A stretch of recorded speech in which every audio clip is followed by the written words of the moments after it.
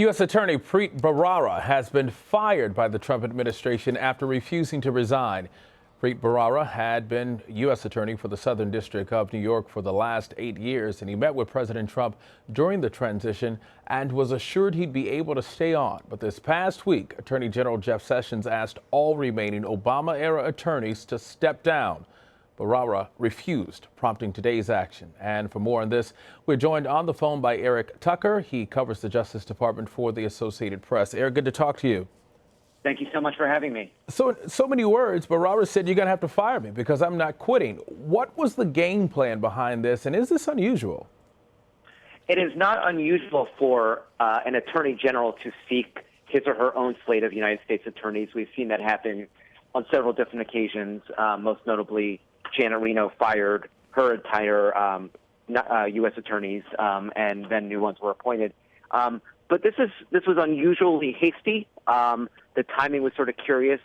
We're not clear as to why all of a sudden on a Friday they were told to pack their bags and go later that day, and certainly to have a U.S. attorney who had apparently been promised by the president that he could stay on, then later being in a position of refusing to resign. All of that is certainly as an unusual element, for sure. Do you think that has something to do with it? The fact that he was asked to stay on and then the next time he's asked to quit, to resign? Yes. Well, I think it gave him sort of an unusual amount of leverage where he's able, unlike any of the other U.S. attorneys, to say, wait a minute, I spoke to the president-elect in November and the president-elect told me he wanted me to stay on. So that put him in an unusual and quite frankly, very unique situation where he was able to perhaps use that as leverage. But apparently, as we see today, whatever promise the president-elect made back in November was not good enough for Preet Bharara to keep his job today. So, Eric, there's a lot of concern now. By Sessions asking for the immediate resignation of U.S. attorneys, could their sudden departure hurt ongoing investigations? Sure, although in fairness, I think a lot of the investigations are still being done by career prosecutors who presumably will keep their jobs. And the United States attorney is the person who is briefed on the status of the investigation, is somebody who, is versed in some of the details, but is not necessarily the person who's running it. So ostensibly, you could have a U.S. attorney come in and say, oh, that investigation you have been working on before, I don't think it's worth our time, let's kill it. But that creates, bad morale in the office, and I don't think that that's the normal course of action to expect. And I want to go back to a topic, if I can. Senator Chuck Schumer slammed Sessions' request and expressed surprise because he claims the president told him he was going to keep Bharara on board. What do you make of this apparent reversal?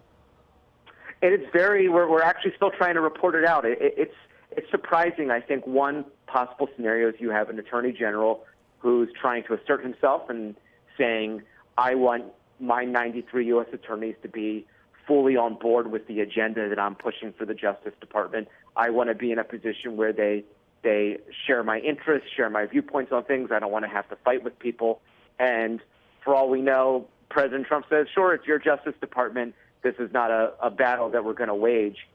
So in some ways, I do see this as an effort by Attorney General Jeff Sessions, who's been on the job for just a month, to really assert himself and say, this is my Justice Department. I want my own U.S. attorneys. And real quick, in all fairness, the president has a right to do this, to have his own attorneys, his own people with him. Correct. I mean, it is definitely customary that U.S. attorneys on their own actually step aside once the White House changes parties. That's fairly standard, and it's just kind of the way the process works. And so actually, oftentimes they're not fired. They resign on their own just because they know it's in lieu of being fired. However, I don't think it's the standard course of action. I know it's not the standard course of action for everyone to be fired abruptly in a single day. That's not really how it goes often. All right, Eric Tucker of the Associated Press. Eric, thank you. Thank you very much. I appreciate it.